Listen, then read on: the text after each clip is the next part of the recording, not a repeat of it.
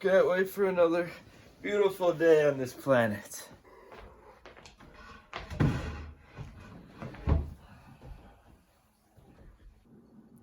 Hello there. What the? What? Who are you? What's going on? My name is Antipholus. Whoa, that's my name as well. But more importantly, how did you get in my house? What do you mean by your house? This is my house. No, it is not. And why do you look the same as me? What's going on? Yo, yo, yo, what is up, guys, gals, or whatever else you go by? It's Shakespeare Nation here, coming back at you with another weekly video. In today's video, we will be taking a look at one of William Shakespeare's earlier plays, The Comedy of Errors. Later on, we'll be looking at an imitation of part of Act 4, Scene 3 of The Comedy of Errors. But before we look at that play, let's go over the basics of William Shakespeare and his life for those of you new viewers out there. William Shakespeare was a renowned playwright, poet, as well as actor during the Renaissance era. He was born in Stratford-upon-Avon in the year 1564, and his birthday is commonly believed to be April 23rd, though this date is often debated. His father was John Shakespeare and his mother was Mary Arden. Including William, they had 8 total children. They tragically lost 2 infant daughters early on, which made William the eldest of the children. John Shakespeare was a fairly prominent glove maker within the town of Stratford, which allowed him to send William to the King Edward's VI Grammar School in Stratford, where he was educated.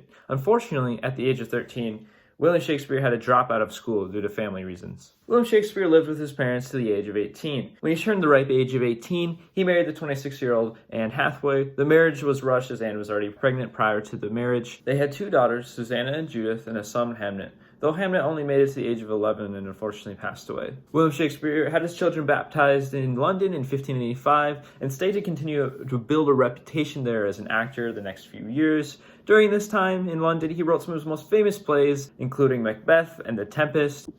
Throughout William Shakespeare's time, he wrote 38 plays, 2 narrative poems, and 154 sonnets, including famous works such as Romeo and Juliet, Hamlet, and Julius Caesar. Ironically, Shakespeare died on what is believed to be his birthday, April 23rd, in 1666, at the age of 52. Alright, so now that you have a basic understanding of who Shakespeare was, it's time to take a look at one of his earliest, confusing at times, play, The Comedy of Errors, more specifically, Act 4, Scene 3. But first, let's go through a summary of what's going on in the play up until that point. Begin. Aegeon, an old merchant of Syracuse, has found himself at the feet of the Duke of Ephesus. He has been sentenced to die for breaking travel agreements between Syracuse and Ephesus. However, the Duke has placed a fee of 1,000 marks for anyone to pay for Aegeon to void his sentence, but it must be paid by sundown. Before he is brought to his execution, he tells the Duke of events that have brought him here. He traveled to Ephesus in searching for his long-lost wife and son. Before he is brought to his execution, he tells the Duke of the events that have brought him here. He traveled to Ephesus searching for his long-lost wife and twin sons. A long time ago, he went on a business trip with his pregnant wife. While away from his home, his wife gave birth to identical twins. At the same time, a lower-class, poorer woman also gave birth to identical twins, and she sold these boys to Aegeon as servants, as she cannot afford to take care of them herself. He goes on to explain how the twins were separated due to a violent storm that caused a shipwreck on the trip, splitting the boat in 2. A Corinthian ship rescued his wife as well as one of each of the twins, and a ship from Epidaurus saved him and his other biological son and the other servant twin. Aegeon named the 2 boys after their missing twin brothers, Antipholus, the biological son, and Dromio, the servant. At the age of 18, Antipholus finally had enough of wondering what had happened to his twin brother and decided to start exploring for him. Ever since then, Aegeon had been looking for the son he had raised, and that is what has brought him here to Ephesus in the first place. Unbeknownst to Aegeon, Antipholus and his servant Dromio had just arrived in Ephesus as well. The thing is, Antipholus' brother, who is also known as Antipholus, and his servant, who is also known as Dromio, are already here as well. Pretty confusing, right? So to make things easier, we will refer to them as their place of origin. So the twin and servant who came to Ephesus will be known as Antipholus and Dromio of Syracuse, and the twin and servant who are already there will be known as Antipholus and Dromio of Ephesus. Throughout the play, the main theme of identity is tested throughout the play, as both sets of twins look identical, and of course they have the same name as well. There are many instances where Antipholus gets mistaken for the other Antipholus, or a Dromio gets mistaken for the wrong Dromio. As soon as Antipholus and Dromio of Syracuse arrive in Ephesus, Antipholus sends Dromio with 1,000 marks to go get him a room at the local inn. Not long after he sends his servant off, Dromio comes back, but this time it's Dromio of Ephesus. He asks Antipholus to come to dinner with his wife, which rightfully confuses Antipholus of Syracuse, as he does not even have a wife. So now, Dromio of Ephesus returns to his rightful master's home to tell Adriana, who is the wife of Antipholus of Ephesus, that her husband will be not returning for dinner. Adriana rants on to her sister Luciana about her husband with suspicions of him being unfaithful, though her real husband was at the marketplace getting her a golden necklace. Eventually, Adriana and Luciana run into the wrong set of twins, Antipholus and Dromio of Syracuse. They make them come back home for dinner, further increasing the madness. Antipholus of Syracuse is like, whatever at this point, and decides to go along with it. They go inside for dinner, leaving Dromio of Syracuse outside to guard the gate. Later on, Antipholus of Ephesus and his Dromio return home, only to a locked gate. Unamusing to them, they find that a man that they cannot see behind the gate has been instructed not let anyone in. This infuriates Antipholus of Ephesus, as it rightfully should, as this is his actual house. But eventually he cools down and decides he would go eat dinner somewhere else. It gets kind of crazy inside the house, as Antipholus of Syracuse has confessed his love for Luciana,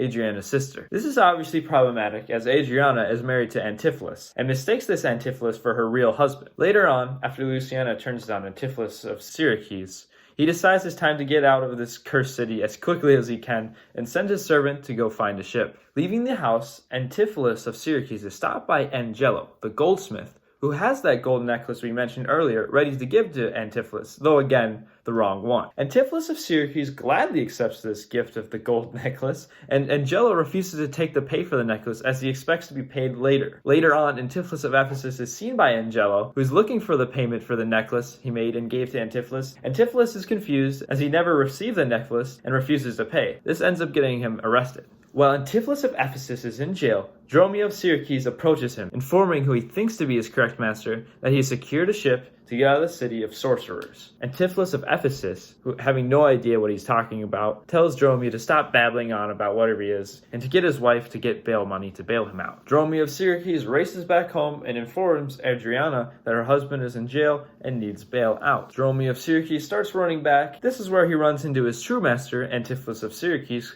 confused how he was freed from jail already. Master, here's the gold you sent me for. What have you got to the picture of the old Adam new apparel? What gold is this? What Adam dost thou mean? Not that Adam that kept the paradise, but the Adam that keeps the prison. I understand thee not. No, why 'tis a plain case. He that went like a bass file in a case of leather, the man, sir, that when gentlemen are tired, gives them a sob and rests them. What thou mean'st, an officer? Aye, sir, the sergeant of the band, he that brings any man to answer that breaks his band, one that thinks a man always going to bed, and says, God give you good rest. Well, sir, there rest in your foolery. Is there any ships put forth tonight? May we be gone? Why, sir, I brought you word an hour since that the bark expedition put forth tonight, and then were you hindered by the sergeant to tarry for the hoy delay. Here are the angels that you sent for to deliver you.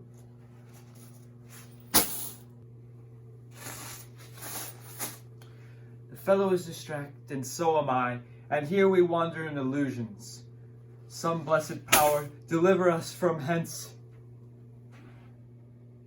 Essentially what's going on here is Antipholus of Syracuse has met his breaking point and concludes he and his servant are mad in an illusion and need to get out of Ephesus as quickly as possible. As the portion we looked at ends, a courtesan enters asking for a ring, and Antipholus and Dromio of Syracuse run off. Meanwhile, Antipholus of Ephesus, still locked up, is met by his real servant Dromio, who was never told to get bail money. Confused and getting beaten, Adriana and Luciana show up at the jail and tie up the confused Antipholus and Dromio and take them home. They deal with his debt as well. A little bit after Antipholus and Dromio of Ephesus have been taken away, Antipholus and Dromio of Syracuse show up with drawn swords, fearing what they interpret to be mad witches. Then, to add to even more of the madness, Angelo shows up and sees the gold necklace he made around Antipholus' neck and talks about how he denied having it. Antipholus of Syracuse of course denying that he did not have it, and tensions begin to mount. Just as the men are about to fight, Adriana and Luciana show up yet again, confused as ever. Antipholus and Dromio of Syracuse flee to a nearby priory, aka religious sanctuary nearby. The people at the priory do not allow Adriana to enter to get who she believes to be her husband out. So instead, she heads for the Duke of Ephesus to beg for him to force her husband out, just as the Duke is getting an execution prepared for an old man named Aegeon. But she is interpreted by a messenger who informs the Duke that Antipholus and Dromio of Ephesus have escaped their bonds, of course not knowing of Ephesus, and are now headed towards the priory, enraged. Then Antipholus of Ephesus shows up to the Duke's palace and asks him to deliver justice against his wife. The Duke insists that they're all crazy and does nothing. To add to even more of the drama, Aegon exclaimed that that is his son, Antipholus. However, of course this is the wrong Antipholus, and he denies that, as he has never seen his father in his whole life. Finally, after more chaos, Antipholus and Dromio of Syracuse now show up, and for the first time, both complete sets of twins are seen at the same time. Everyone now realizes what has been happening this whole time, with identities being constantly mistaken, causing problems. So the reason why we looked at Act 4, Scene 3 specifically, is it really displays just how many times leading up to that moment, identities were mistaken, causing so much confusion, to the point of which Antipholus of Syracuse